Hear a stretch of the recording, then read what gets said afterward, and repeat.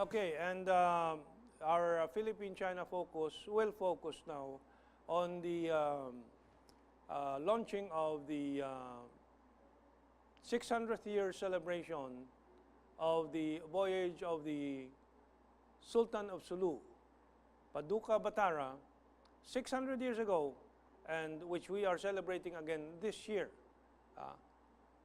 in 2017. The voyage of the Sultan of Sulu was on 1417, 600 years ago. And many events have been organized to refresh our memory of this very significant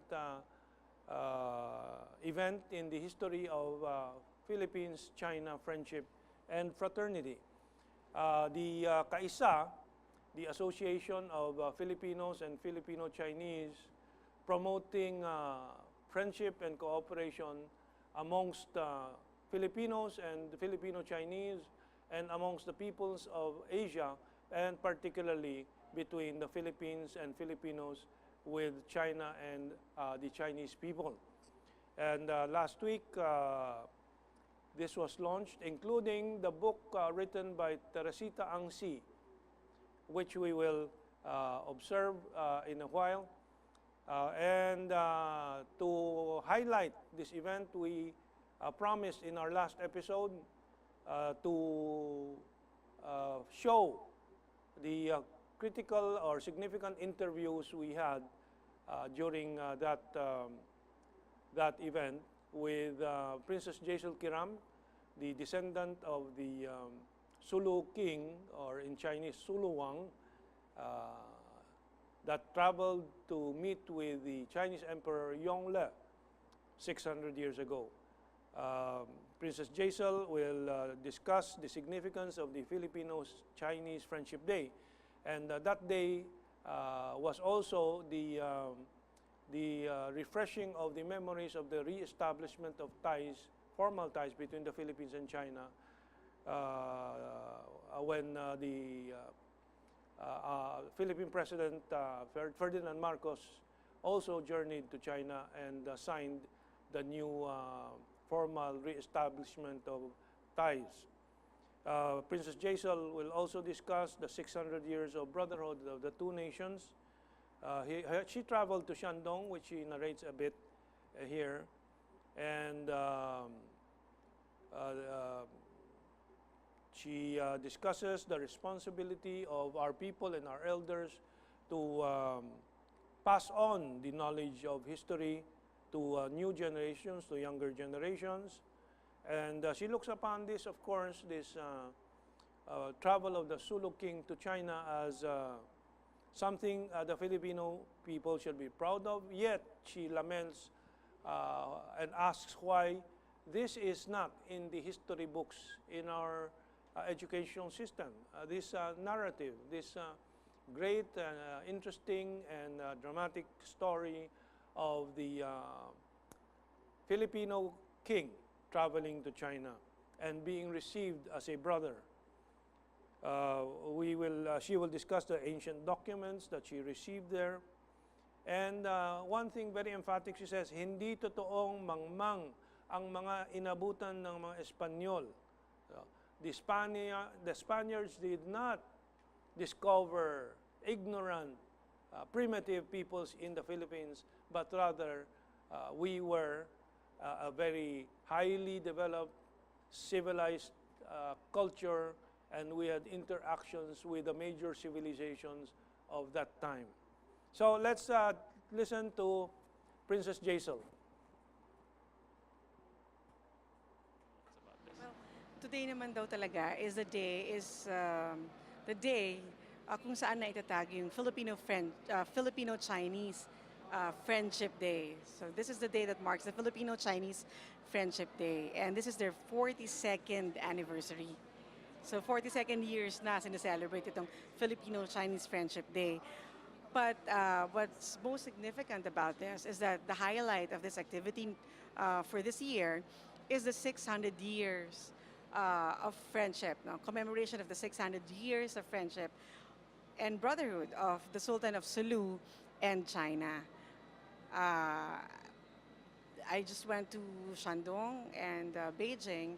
I delivered a talk in Beijing about the relationship, that started 600 years ago. And as evidence to this is the tomb that can be found in Tesho, Shandong province in China. So the tomb is 600 years old.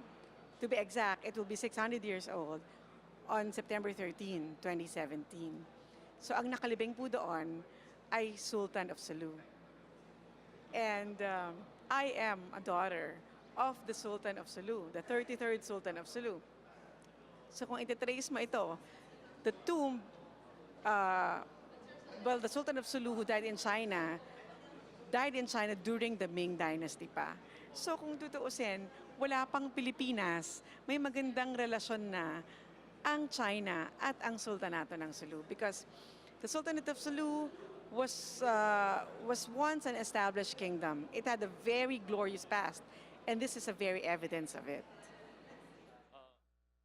It's the responsibility of our elders to pass on their history to the next generation. Like for now, itong henerasyon natin, knowing this history, it's a responsibility to make it known to every Filipinos, because this history is not just the pride of the Sulu people.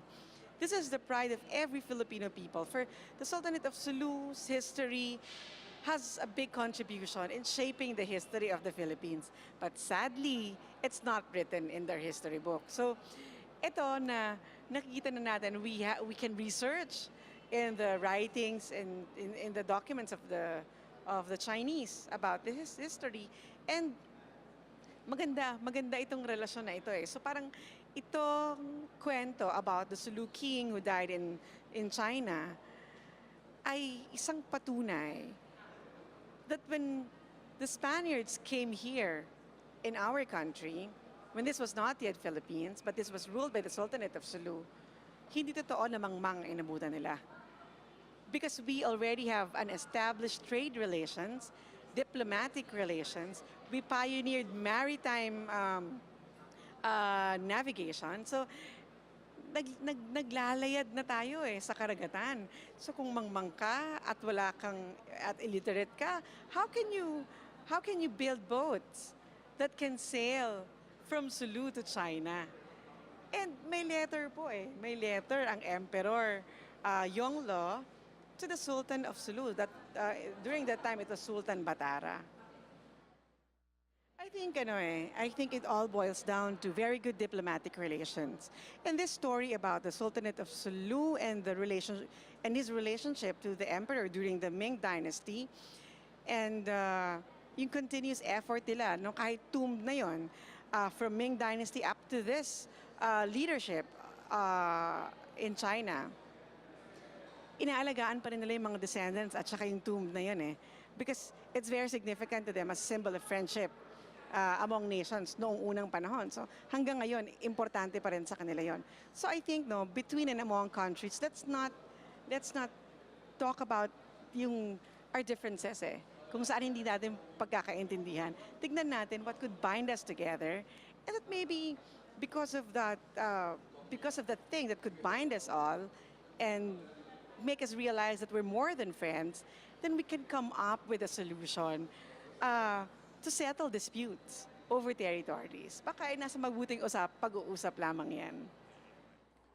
Okay, I skipped a segment which is a cursory view of the exhibit during that Kaisa event. So maybe we can go through it and I'll discuss while we replay those videos. Let's roll it. Well, anyway, the exhibit included the book launching of Teresita Ang See and the book signing. At the same time, what is significant there are the speeches, and we only have enough time to feature one speech, and that was a beautiful speech of Madame Xiangqi of the Chinese Embassy, the Deputy Chief of Mission, who has this knack for making very poetic speeches that signify the friendship of the Philippines and China. There you can see the picture of the Sultan of Sulu and now the book signing of Teresita Ang See. So from here we will go on to listen and watch the interview with Teresita Ang See, who will give us a background of the commemoration of the anniversary of the Sultan of Sulu's journeys and the goals of the Kaisa group, why the reasons for the celebration of this event, and then a bit more about her book, how she wrote this, why she wrote this, and the people who assisted in all these efforts. And so finally, a message from Teresita Ang See, who has been a leading light in Filipino-Chinese evolution of cooperation and fraternity. Okay, let's listen and watch Teresita Ang See, interviewed by our correspondent. We commemorated the 600th anniversary of the Sultan of Sulu's visit to China in 1417. So it showcases how advanced the Sulu civilization was, that they were able to mount such a huge contingent of 340 people to pay tribute to Emperor Yongle. So we wanted to share this with all Filipinos, especially to the students, and take pride of our heritage so that they will know that we have skilled boat builders, skilled navigators, enough to sail across the South Seas even before Magellan and all the Europeans are still looking for a way to come to Asia. Kaisa means unity. It doesn't matter what is your race, what is your religion, what is your social class. We all are proud of being Filipinos. So Bahay Chinoy, Museum of the Chinese in Philippine Life, is one of the biggest projects of Kaisa because it showcased that in all aspects of Philippine life and in all events that shape the Philippines as a nation, you have the involvement of the Chinese Filipinos. History should always be alive. We should always respect our past so that we can move on better forward in the future. So we should not forget the enduring ties, the lasting friendship that we have built through time so that we can renew old ties and forge new ones and cooperate and help each other. Because the history showed how the mutual help and mutual exchanges enrich one another. That's why we have to do something to really let this history live on. Well, the book, The Ties That Bind, recounts the saga of the Sultan of Sulu when he visited China in 1417. And he died in Shantung, China on his way back. The Chinese government has given such importance to this tomb and the descendants who stayed behind to tend the tomb and to keep the Muslim faith alive in Tezhou, Shantung. So the book chronicles that and chronicles the return visit of the Sultan of Sulu back to Holo, the descendants of the Sultan of Sulu back to Tezhou, Shantung. Yeah. Well, I have been to Tezhou, Shantung 5 times, going back and forth. And that is how I found out why did the second son and the third son not come home after the 3-year mourning period is over. Because the emperor gave him 232 mu of land and gave him 3 Muslim families to serve the needs of the wife, the second son and the third son. So they were treated like royalty there. And these are the things that we learned during the research. It is a bloody process because of the reconciliation of the dates, of the names, lunar calendar with Western calendar and these things. Yeah. Well, it's mainly the efforts of Kaisa para sa Kaunlaran. We have already published 53 titles, all on the Chinese in the Philippines, because we fulfill our role as social activists to enlighten, to enhance knowledge, to impart new information, especially to the younger generation. So these are the research that we continue doing. We publish Tulay fortnightly. No? Tulay is a bridge between two cultures, a bridge between two generations. So you can even get copies here because that is how you learn about the Chinoy community, about things in China, about our heritage and our legacy. Yeah, we should learn to respect history. It has a lot of valuable information, valuable treasures to teach us and to share with us. No?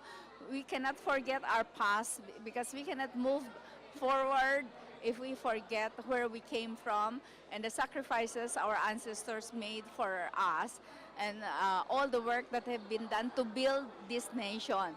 This nation will not be what it is now without the Chinoys, without the Indians, without the Muslims, the Christians. It doesn't matter what is your race, your religion, your social class.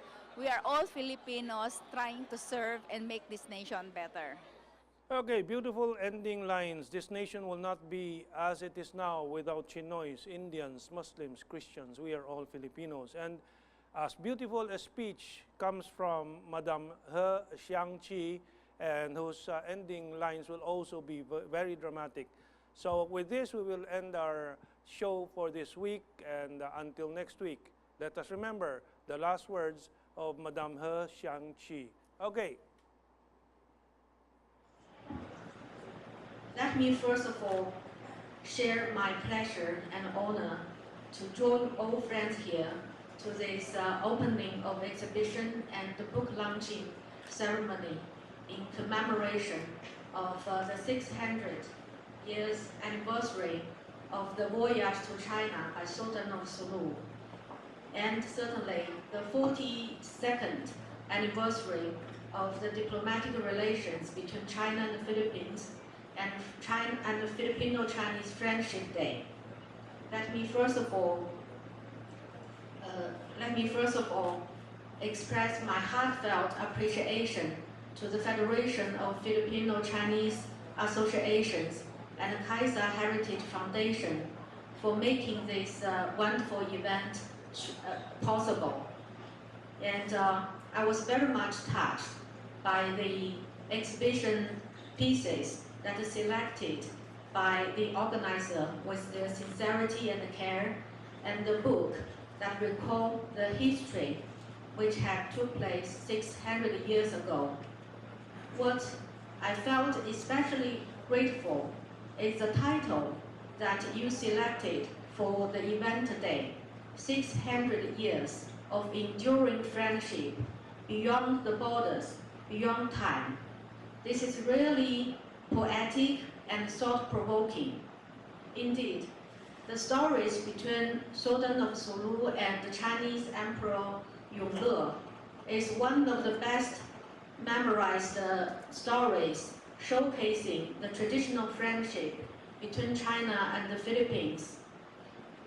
But as we recall the legendary episode 600 years ago, we should not stop there, but go beyond, to think about more than 1,000 years exchanges between the two nations, the culture and the blood bond between our two peoples, and the values that we both accord to the long-term amity.